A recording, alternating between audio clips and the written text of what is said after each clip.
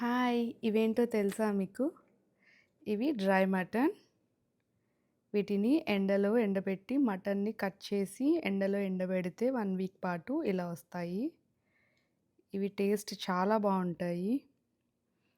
Maximum అందరికీ తెలిసే ఉంటాయి. కానీ ఒక్కొక్క ఊర్లో ఒక్కొక్క పేరు పెట్టి పిలుస్తారు. వీటిని ఇప్పుడు నానపెట్టుకొని నైట్ అంతా ఇప్పుడు ఫ్రై చేసుకుందాం. ఎలా ఫ్రై చేయాలో చెప్తాను. చూసారా? ఇందులో కొంచెం ఆయిల్ వేసుకోవాలి. నాకు కొన్ని ఎక్కువ ఉన్నాయి కాబట్టి ఎక్కువ ఆయిల్ వేసుకుంటున్నాను. ఆయిల్ హీట్ అయింది. ఇప్పుడు మనం ఇవి వేసేసుకుందాం.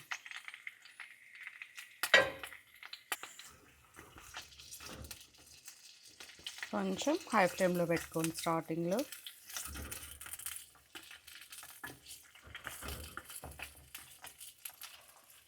చూడండి సౌండ్ వస్తుంది, కరకరలాడే సౌండ్. చూసారుగా, ఇలా స్టార్టింగ్లో మనం కొంచెం సాల్ట్ వేసుకోవాలి. ఎందుకంటే మనం నానబెట్టి మొత్తం సాల్ట్ పోయి ఉంటుంది కాబట్టి మనం మళ్ళీ ఒకసారి యాడ్ చేసుకోవాలి. ఇవి బాగా ఫ్రై అవ్వాలండి, అప్పుడే బాగుంటాయి. చాలా బాగా ఫ్రై అవ్వాలి. వీటిని మనం కర్రీలా కూడా చేసుకోవచ్చు. కర్రీ అంటే మటన్ కర్రీ లాగా చేసుకోవచ్చు.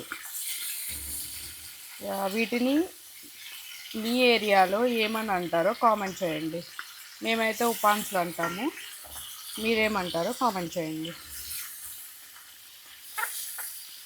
ఇలాంటి మరిన్ని ఇంట్రెస్టింగ్ వీడియోస్ కోసం మా ఛానల్ని సబ్స్క్రైబ్ చేయండి. సబ్స్క్రైబ్ చేసుకుంటే ఇట్లాంటివి మీకు పెడుతూనే ఉంటాము, మీరు నేర్చుకుంటూ ఉండొచ్చు. వీటిని బాలింతలకు పెడితే చాలా మంచిది, చాలా బలం వస్తుంది. చిన్నపిల్లలు, ఏజ్తో సంబంధం లేకుండా అందరూ తినచ్చు.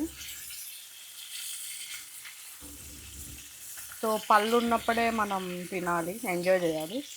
సో ఏజ్ అయిపోయిన తర్వాత పళ్ళు లేకపోతే మనం తినలేం కాబట్టి ముందుగానే ఇట్లాంటివి కూడా టేస్ట్ చేసి తినండి. చూసారా, బ్రౌన్గా వచ్చాయి చూడండి, కలర్ చేంజ్ అయింది బాగా.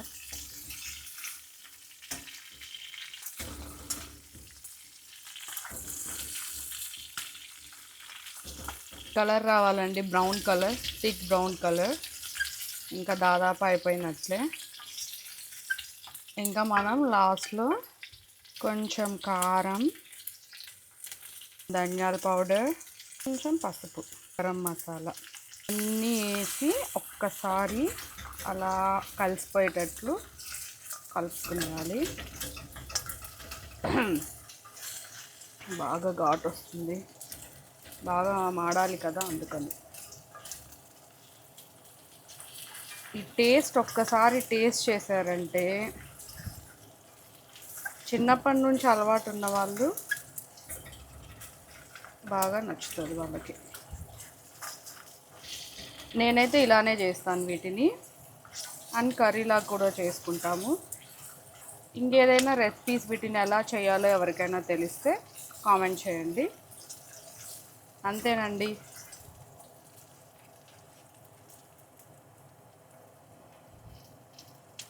మన మటన్ వడియాలు ఫ్రై రెడీ.